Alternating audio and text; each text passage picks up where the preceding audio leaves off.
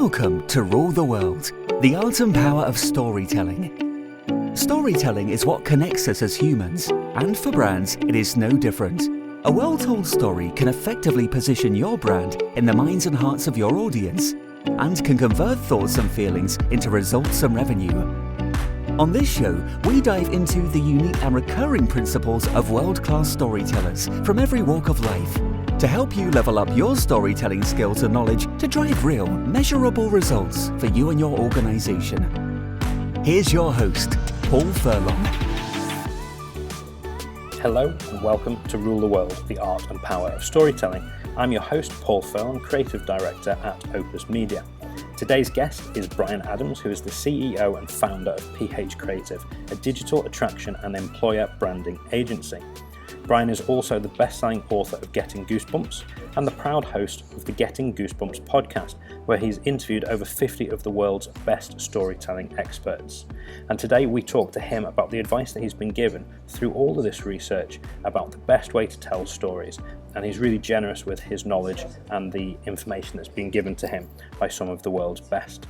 Bryan is also a regular columnist for Inc.com and Real Business, and PH Creative's clients include Virgin Media, the Royal Bank of Scotland and Vodafone. If you'd like to link to Bryan's podcast, then go to the podcast store and search Getting Goosebumps, and if you'd like to see their website, then it's ph-attraction.com. So without further ado, please sit back, relax, and enjoy our conversation with Bryan Adams. Well, hi Bryan, welcome to the show. Thanks for taking the time. Been looking forward to talking to you. Pleasure, Paul. Been looking forward to it myself. I wonder if you could start by telling us what each day looks like for you, what you spend your days doing. Wow. Okay. Well, at the minute, each day is completely different to the next.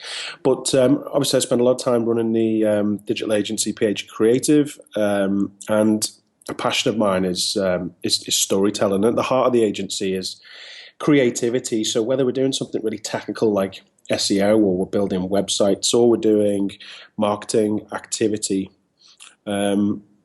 usually I spend my time making sure that the team are acting in a way that's people first. We've got a culture of evidence-based marketing, but usually that means we've got to understand the audience, the personas of an audience, and that kind of stuff, and then we can start to put plans together. So I spend a lot of time strategically thinking about our clients' audiences and how to craft stories that will resonate with their audience.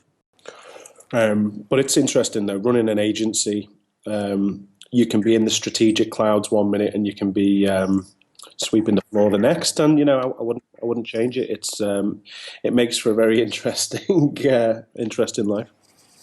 Excellent. And you've also written a book, is that right? Yeah, Getting Goosebumps came out about 12 months ago now. I think it's still number 2 in the Amazon charts for inbound marketing. And yeah, we were surprised by just how well it was received in the marketplace, and it was an interesting journey producing that. It gave us a lot of opportunity to speak to some fantastic storytellers and marketers, and it was a very interesting project. And as part of the book, you've also got your very own podcast show. Yeah. So Getting Goosebumps, the power of storytelling. We're just coming up to our 50th episode now, and what we've tried to do there is speak to a number of different professionals, all with an element of storytelling expertise. But that's ranged from neuroscientists to comedians, screenwriters, marketers, and sort of CEOs from all over the world. So lots of research. Yeah, I was talking about this the other day actually. One of the byproducts of doing a weekly podcast show, I'm sure you'll know this yourself, Paul, is if you're interviewing somebody, and a lot of the time they're authors, if you're interviewing, you've got to do your research, which means I'm reading a book a week at the moment, which, it can be a bit of a challenge, when you're juggling everything else. But looking back on the last 12 months, I've got to say I've learned a hell of a lot, and it's it's a discipline that I've had to maintain that that's been welcome, to be honest. So as someone who's done a lot of research into story and into storytellers through the podcast and through the book and through the other work that you've done, I wonder if we could maybe have a look at some of the highlights of the people that you've spoken to and draw out from what you've heard and what you've learnt, bits of advice that you may be able to pass on to our listeners about using story to influence people and to affect their decision making. Yeah, okay. Do you know, I guess the number one thing that the number one word that always comes up, no matter who I talk to for some reason, is the word empathy. What I've learned is basically storytelling is fundamentally how humans communicate and make sense of the world. That's the first thing. So I think it was Robert McKee. He said that your body is the hardware, but story is the software that makes sense of the world, kind of thing, which sort of resonated with me. And essentially what we're trying to do is make sense of the world and communicate with other people. So empathy is a sort of key aspect, and creating empathy in different worlds. It's been interesting listening to experts with their view. So Seth Godin, I asked him how to create empathy, and who's the best storyteller in the world, and he completely floored me and said, actually, I think mothers are the best storytellers in the world, and they demonstrate empathy the best in the world, obviously with their connection to their children. And his underlying message was, it's not enough just to understand your audience. You've got to genuinely care if you want to create empathy. So I thought that was quite remarkable and sort of gave me a lot to think about. But Michael Haig, he's a Hollywood screenwriting coach. His take on empathy was quite different, and he talks about understanding the inward and outward motivation of a hero in a story. And one of the examples he used, which, I'm a Star Wars fan anyway, so this sort of stuck with me, but what he said was, when Luke Skywalker is flying towards the Death Star, and he's trying to, the scene where he's got one shot at this, and he's flying down this sort of cavity. And basically, at the very moment that he takes this shot, and it hits home and it blows up the Death Star, his outward motivation is to defeat the Empire and to destroy the Death Star. His inward motivation of the very same action is to prove to himself that he's got what it takes to be a Jedi. And, in marketing, we do this, and we talk about understanding an audience from a rational point of view, but also emotionally. So I thought that was a really nice take. So, if there's marketers listening, or there's screenwriters or whatever, do you understand both the outward and inward motivation of your audience? That really resonated with me, that as well. I guess Robert McKee, I've interviewed him twice, and Christ, I could talk to that guy for hours and hours and hours on end, and what he doesn't know about story isn't worth writing down, I guess. So yeah, there's been many conversations, Paul. You just mentioned the hero's journey with Luke Skywalker and the empathy at the end. And I know that a lot of storytelling and a lot of screenwriting is based on the hero's journey. And George Lucas is the absolute master at it. Star Wars, Indiana Jones, etc. And you've mentioned Robert McKee. Now, most people use the hero's journey to tell their story, almost like a template. Robert McKee had a really interesting take on that when you were talking to him. Would you be able to put that into your own words? Yeah. Do you know, Robert McKee is basically a story virtuoso. Okay, and what he does acknowledge is Joseph Campbell's A Hero's Journey is definitely one way to tell a story that will create empathy, will create friction and adversity with the hero. And there's definitely an arc with a start, middle, and end that works. But what he says, he likens it to painting by numbers, or one particular type of music, or one particular type of painting. It's not the only way to do it. So if the hero's journey was impressionism, that's not art. it's impressionism that happens to be a type of art. So Robert McKee's basically is saying, look, this is one way to do it, but there are many different ways to tell a story. And some of his examples really hit home. So one of the greatest stories ever told, in his opinion, is Nike's brand. And the story is 3 words: just do it.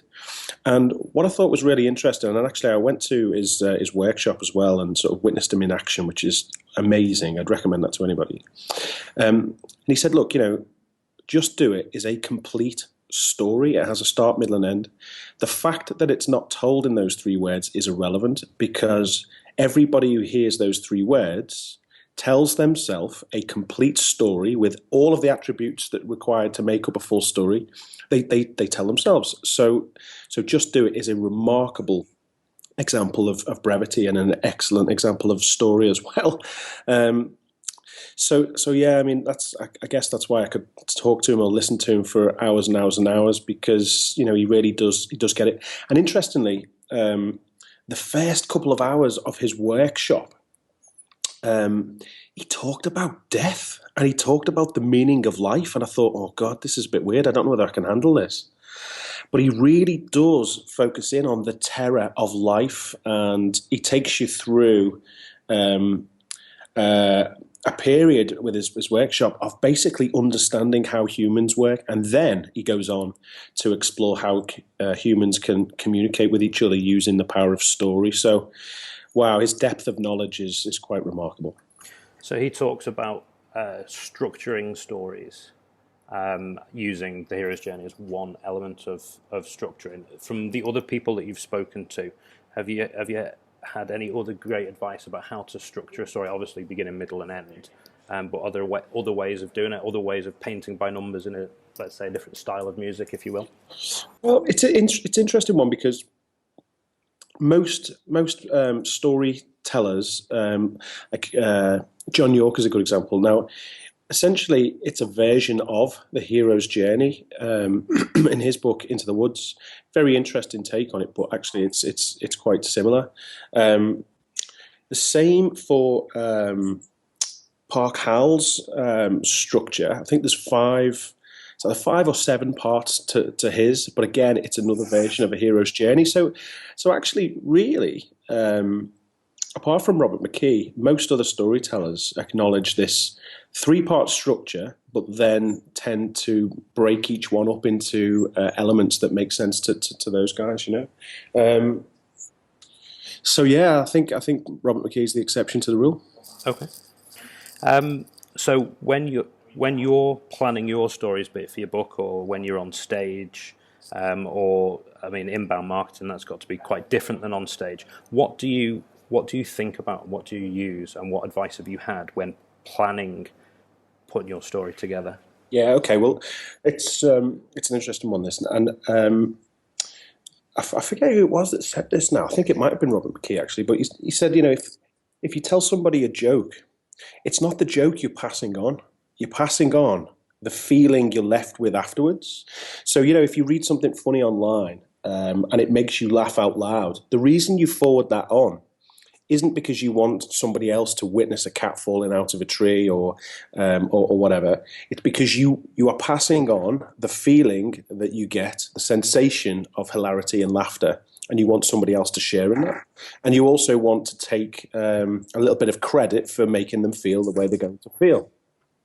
So actually, when I plan something on stage, or whether I plan a presentation or any type of communication, I always focus on how I want somebody to be feeling afterwards, because people don't remember what you say and did. They remember how you made them feel. So I always focus there first, and I reverse engineer and work backwards. I think it's always really important to start with clarity.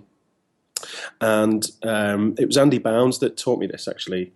Especially in a sales presentation, because a sales presentation essentially is a story, but a lot of people leave all the value till the end, and they talk about some of the dull stuff or boring stuff, or set the scene for far too long and build up to a climax, where actually you need to get the audience's attention much earlier on. So the element of surprise has got to be planned in to pique the audience's attention. Then usually it needs to be followed by a remarkable element of insight. And I don't use the word remarkable lightly there. It has to be something of significance and interest. And at that moment, that's where the audience is susceptible to accepting a message or a call to action or a next step. And then I close the loop with a solution. Usually, if there's a story within that structure to give a little bit of social proof and light relief, then I like to sort of use anecdotes, and also something recently I'm trying to experiment more with. I'm having sort of a varied degree of success. Is try to use elements of humour in the appropriate way as well, because I think that helps to break the ice. You'll have read Save the Cat by Snyder. One thing that always sticks with me is creating that empathy by having a save the cat moment right at the start of any story as well. So demonstrating that you're a nice guy, or giving an audience, whatever the audience is, a reason to not necessarily sympathize, but empathize with the scenario, the situation, or the main character. So I look for that opportunity early on as well. And you've talked about grabbing their attention. Mm-hmm. How do you hold their attention? Well, this is it, and I think that there needs to be an element of the unexpected. So if you can grab somebody's attention, the audience naturally then starts to think, okay, so why is that? If they put things together quickly in their mind, and then you start to unfold exactly what they've already preempted, then you'll lose the audience. So the element of surprise there, and basically what we're talking about is brain stimulation, is really important. So the last couple of days, shooting our little movie together, Paul, Nick Moss was talking about beats. So keeping those beats in the scene, the sort of tempo, keeping it fresh, is really important, and I think that can be said for whether you're delivering a talk on stage, whether you're writing a story, a blog, or a sales presentation. And you mentioned there a little bit of humour as well. You spoke to James Acaster recently. What did he have to say about using story and humour and how to combine them to good effect? Yeah, it's a really interesting one, actually. He was really laid back, great guest, and it comes across really genuine, and he really is thinking about the answers to the questions for the first time on the interview. It was a really good interview, but what I got from it was actually there's a number of techniques that comedians use, and I do believe comedians are some of the best storytellers in the world. The element of surprise again and misdirection. So he had it. He had a name for the structure. It was the pull back and fire, I think he called it, where essentially you lead an audience down one deliberate path, only to surprise them with the ending being somewhere completely different. Unless, of course, there's more humour to be had by actually delivering on the obvious with a surprise later to come.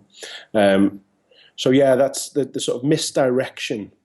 And also recognizing the intelligence of an audience and reacting to an audience, which is no mean feat. I mean, if you pre-write something, having the confidence to change and pivot with an audience because of their reaction, that takes a lot of guts. And that's what comedians do all the time. So the big thing there is connecting with the audience and having the confidence to respond. And I'm sure in all the people that you've spoken to, and with yourself, with storytelling through all the different platforms that you use, some mistakes may have been made. What mistakes have you made that you've learned from, and how have you kind of corrected them, or people that you've spoken to? There was an interview recently where I was asking a lot of questions of, okay, so can you give me some advice on how to interview somebody? And it was Cal Fussman, who is probably one of the greatest storytellers I've had the pleasure of having a conversation with. Okay, so this guy writes for Esquire, and he's met all of my life heroes. He's met Muhammad Ali, Al Pacino, Robert De Niro, you name it, he's interviewed these guys. And I started the interview by saying, Carl, it's so nice to talk to you. Thank you so much for giving up your time, blah, blah, blah, blah, blah, blah. And I proceeded with the interview. At the end, I said, so Carl, can you give me some insight into how I should proceed with an interview? And he said, well, you should never, ever, ever thank anyone profusely for their time. Your time is just as important, and blah, blah, blah. And he went through a series of mistakes that I'd made literally 20 minutes earlier. And he just absolutely lambasted me on our own interview, but it done in a very nice way. And he was right, of course. So yeah, that's probably the thing that comes top of mind. But, I started this journey as somebody who was interested in storytelling with, a reasonable amount of experience. Part of the reason doing it was to learn. So, I've made many mistakes along the way, but that's called experience, right? And I think having interviewed nearly 50 storytellers, it is definitely helping me improve with my own craft. So within these 50 storytellers that you've interviewed, or maybe outside of this for the book or elsewhere, can you remember being told a story that's had a massive effect on you? I don't think there's one specific story that's been told on the show, because usually it's about dissecting what makes a good story. But there was, well, I guess that's not true, actually. If we look at if there's two guys been on the show who run charities, and both of those guys have phenomenal stories to tell, and it's about how they got to where they are. And so Scott Harrison, who runs Charity Water, he tells a story, his personal story, about how he used to run big nightclubs in Manhattan. He had an alcohol and drug addiction. He was living the high life, but actually it was quite empty. He decided to do something and sort of rescue his own life. But some of the charity retreats that he wanted to go on, they looked at him and decided he was such a rogue that they didn't even want him to go on this retreat. So he ended up having to pay a charity to let him go along on this excursion to Africa. Just to contribute and volunteer, which is weird, but that's what happened. And he was so moved by what he found, he started Charity Water, which was basically a charity dedicated to giving villages fresh drinking water. And his story is quite remarkable. Now, before the podcast interview, I'd seen him, myself and Dave, my partner, I've seen him talk on stage at a HubSpot inbound conference in Boston. And both of us, after 40 minutes, were just in floods of tears, because he really built empathy and a connection, and tells a story so illustrative that you felt like you were there, emotionally. And he's a very, very profound storyteller, Scott Harrison. And it's not easy to do, I mean, there's people with life experience, probably far more dramatic than Scott Harrison, but he has a way of telling that story, which that'll stick with me forever. So you mentioned that he told the story in a very illustrative, visual way. Mm-hmm. Why is it so important to be visual? Well, we all compute information in different ways. Some of us are visual thinkers, some of us are auditory, and others kinesthetic, which means we react to movement. Scott commands presence on a stage. He uses visual illustrations very effectively. You can imagine the graphic sort of photography of kids without drinking water and all that good stuff. And obviously he has a way of audibly telling a story, and I think that combination is just incredibly powerful. So I wonder if I could ask you a few quick fire questions before we close, if that's all right. So you've mentioned a lot of the people that you've spoken to on the podcast, and the answer to this question might be one of them, or it might be somebody else. So when I say the word story to you, who do you think of? Robert McKee, without a shadow of a doubt. And is that for the same reasons that we've already talked about?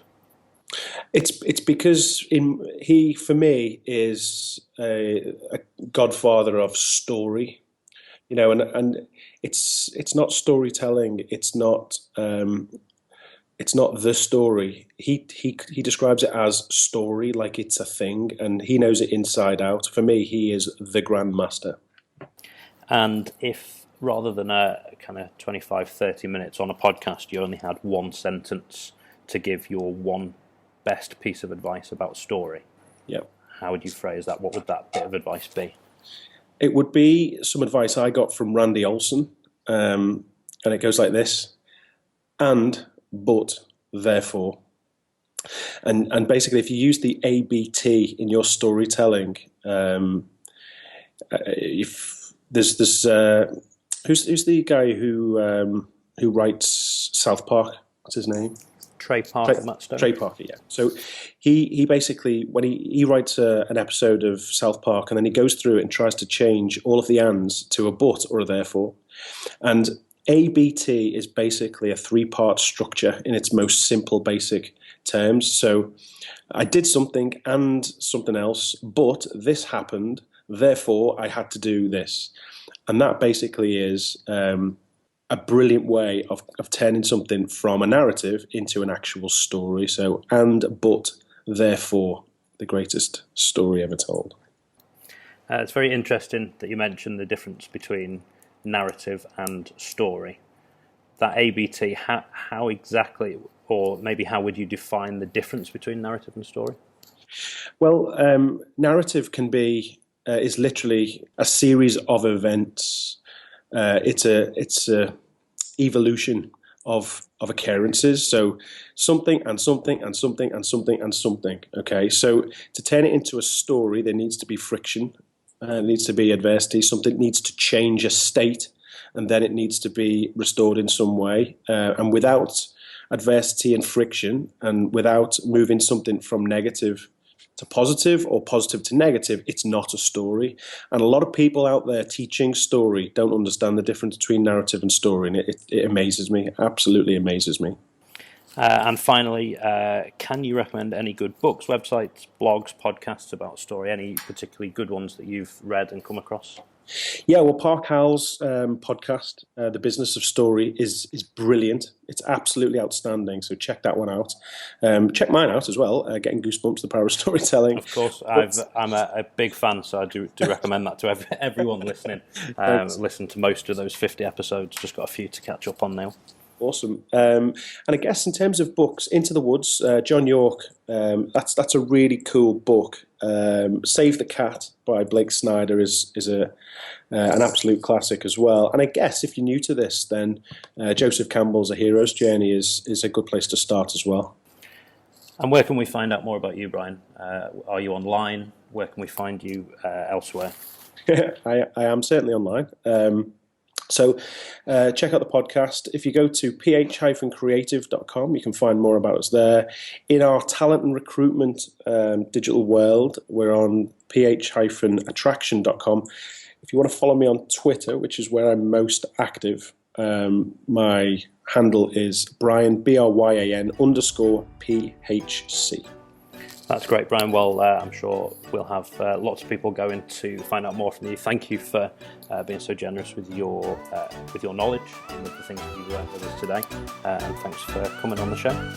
Absolute pleasure. Thanks, Paul. Thank you for joining us for this episode of Rule the World.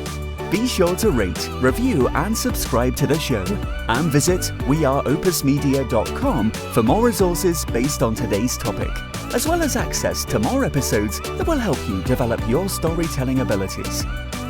That's weareopusmedia.com. Thank you, and see you next time.